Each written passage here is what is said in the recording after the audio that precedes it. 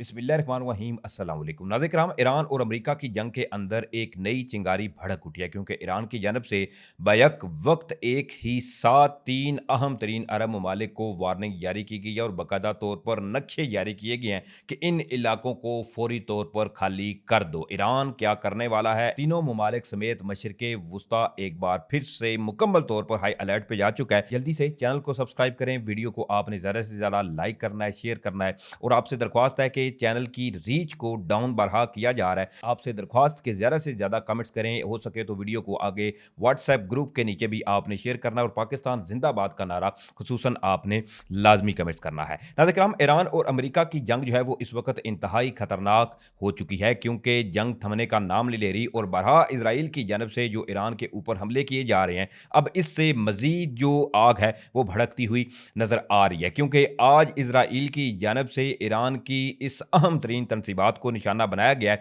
जिसको ईरान ने बारहा मना किया था कि अगर इन केस हमारी आयल तनसीबात या जो तवानाई की तनसीबात हैं इनको निशाना बनाया गया तो इस पर ईरान खामोश नहीं बैठेगा और जवाबन हमले करेगा। सबसे पहले इसराइल ने जहां पर बमबारी की है इसके हवाले से आपको बताता हूं, फिर इस वक्त की अहम तरीन और exclusive breaking Qatar, Saudi Arabia और मुत्तहिदा अरब अमारात के हवाले से जो है वो आपके सामने रखना भी इंतहाई लाजम है। सबसे पहले इस हवाले से मैं बताऊं तो इजरायली सोर्सेज जो हैं उन्होंने नाज़रीन एक तो ये कंफर्म किया है कि उनकी जानब से जो ईरान की गैस फैसिलिटीज़ थी बुशहर के अंदर इनको टारगेट किया गया और वहाँ पर इनकी जानब से मुख्तलिफ जो बमबारी थी, जो एयर स्ट्राइक थी वो कंडक्ट की गई हैं। अब इसमें ऑलरेडी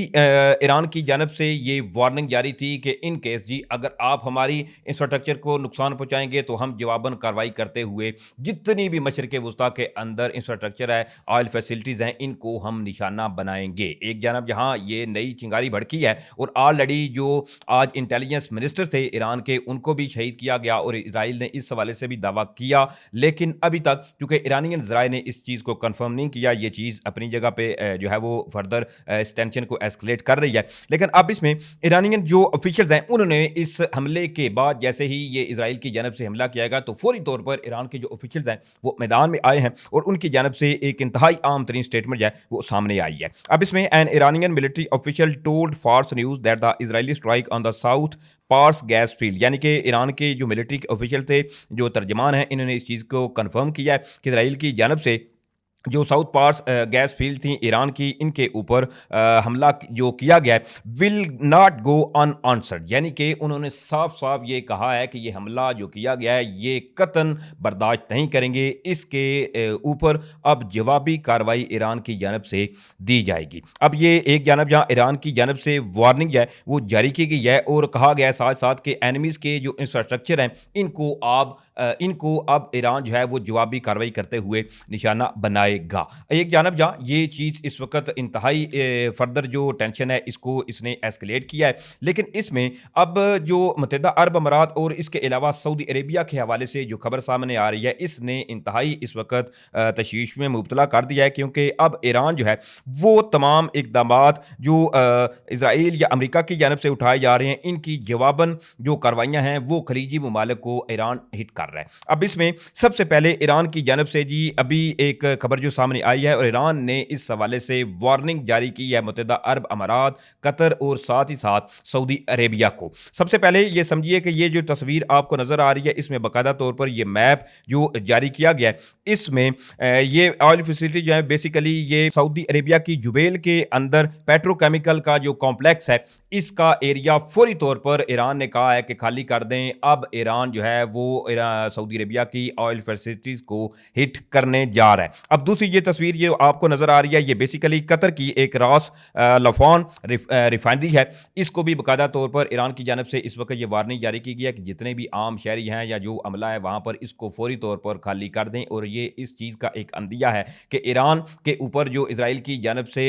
हमला किया गया है ईरान इसकी अब जवाबन कार्रवाई करते हुए इन तनसीबात को निशाना बनाने जा रहा है। अब तीसरी ये तस्वीर जो इस वक्त आपको नजर आ रही है ये बेसिकली एक अल हौजन गैस फील्ड है मुत्तहिदा अरब अमारात की, जहाँ पर ये मार्क एरिया किया गया, ये सेम एज़ इट इज़ इसी जगह का जो नक्शा है वो ईरान की जानब से जारी किया गया और बाकायदा तौर पर वार्निंग जारी की गई है। अब चौथी ये तस्वीर जो आपको नज़र आ रही है, ये भी कतर से है और ये वहाँ की एक और जो पेट्रोकेमिकल का एक बेसिकली कॉम्प्लेक्स है, ये इसकी है, जहाँ ईरान ने अब कहा है कि ये जवाबन कार्रवाई करते हुए इनके ऊपर हमले करेंगे। ये चीज़ें इंतहाई अरब ममालिक के लिए महँगी पड़ रही हैं और उल्टा इस कशीदगी के अंदर देखें तो सबसे ज़्यादा जो नुकसान है वो खलीजी ममालिक को उठाना पड़ रहा है, क्योंकि अमेरिका या अमेरिका का इत्तेहादी इजराइल जो है वो ईरान के ऊपर कोई किसी किस्म की कार्रवाई भी करता है तो फौरी तौर पर ईरान जो है वो जवाबन कार्रवाई करते हुए खलीजी ममालिक के अंदर जो ऑयल की फैसिलिटीज़, इसके अलावा दीगर जो अमरीकी एसेट्स हैं या अहम तरीन जो तनसीबात हैं, इनको फौरी तौर पर निशाना बनाना शुरू कर देता है। अभी तक ये तो कन्फर्म नहीं कि आया ईरान जो है, क्योंकि जब भी ईरान की जानब से अपनी हमलों की जो नई लहर है इसका आगाज़ किया जाता है तो ईरान अपने पहले से तेज़ तरीन जो मिसाइल्स हैं वो निकाल के लाता है और उनका इस्तेमाल करता है, जो कि मज़ीद फर्दर आगे जाकर तबाही मचाते हैं। अब दूसरी तरफ जी ईरानी वज़ीर ख़ारजा अब्बास अराक़ची की एक अहम तरीन स्टेटमेंट है और ऑलरेडी जो खलीजी ममालिक के ऊपर हमले हो रहे हैं, अब इस पर इन्होंने एक और रद्द-ए-अमल जो है वो दिया है। अब इसमें बेसिकली अरब इंटरव्यू देते हुए ईरानी वज़ीर ख़ारजा अब्बास अराक़ची का इस हवाले से ये कहना था कि अमरीकी अफ़वाज ने फ़ौजी अड्डों से निकलकर शहरी इलाकों और होटलों में मुंतकिल होना शुरू कर दिया है। अमरीकी अफ़वाज की मुंतकली के बाइस ऐसे मकामात भी निशाने पर आए जो आबादी के करीब हैं, क्योंकि बारहा ईरान की जानब से जो बैलिस्टिक मिसाइल्स, इसके अलावा ड्रोन दागे गए तो इस पर कई सवालात उठे और स्पेशली मुत्तहदा अरब अमारात या बगदाद, इसके अलावा बहरीन के अंदर जो इनकी जानब से हमले किए गए ईरान की जानब से, तो इस पर कई बारहा ऐसे सवालात उठे कि ईरान जो है वो अब जो आम आबादी वाली बिल्डिंग्स हैं या होटल्स हैं इनको टारगेट कर रहा है। इस पर ईरानी वज़ीर ख़ारजा अब्बास अराक़ची ये कह रहे हैं और उनका ये मौक़िफ़ है कि जितने भी अमरीकी जो पर्सनल्स हैं वहाँ पर इनको इनकी बेसिस से इवैक्यूएट करके इधर से निकाल कर इनको उन होटलों में ले जाया गया था, इसलिए ईरान जो है वो इन मकामात को टारगेट कर रहा है। अब साथ-साथ अब्बास अराक़ची का ये भी कहना था कि जहाँ-जहाँ अमरीकी अफ़वाज या इनकी तनसीबात मौजूद थीं, इन्हें निशाना बनाया गया। मुमकिन है निशाना बनाए गए कुछ मकामात शहरी इलाकों के करीब हों। इन हमलों से खित्ते के ममालिक और इनके अवाम को नुकसान और परेशानी का सामना करना पड़ा है। ईरानी वज़ीर ख़ारजा ने मज़ीद ये भी कहा कि 28 फरवरी को जंग शुरू करने का इल्ज़ाम मुकम्मल तौर पर अमरीका पर आयद होता है। खलीजी ममालिक के शहरी इलाकों के करीब हमलों की ज़िम्मेदारी भी अमरीका पर ही आयद होती है। यानी कि उन्होंने सीधा-सीधा ऑलरेडी जो ईरान का मौक़िफ़ था, अब इस पर भी उन्होंने ये कह दिया कि जितना भी अब ये खलीजी ममालिक को नुकसान उठाना पड़ रहा है, चाहे इनकी जो आम शहरी इलाके हैं या अमरीकी एसेट्स इनके जो है वो शहरों में होने की वजह से अब इनको इस तमाम चीज़ों का खुमियाजा जो है वो भुगतना पड़ रहा है। अब इसमें जो सूरत-ए-हाल इस वक़्त नज़र आ रही है फर्दर अगर मैं इस हवाले से आपको बताऊँ तो आज चूँकि इज़राइल के अंदर भी ईरान की जानब से मुख्तलिफ जो मिसाइल थे वो दागे गए थे, लेकिन अभी भी जो सूरत-ए-हाल है वो स्पेशली अगर बात करें कि अमरीकी इंतज़ामिया के लिए बड़ी परेशान कुन होती हुई नज़र आ रही है और स्पेशली अबनाए हुर्मुज़ को लेकर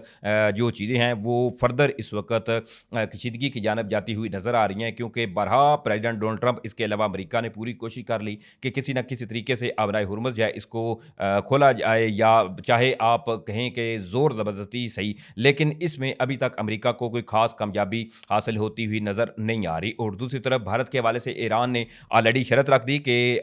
आपके जो अबनाए हुर्मुज़ के अंदर ऑयल टैंकर्स हैं, जहाज़ हैं, वो उस वक़्त तक इधर ही रहेंगे जब तक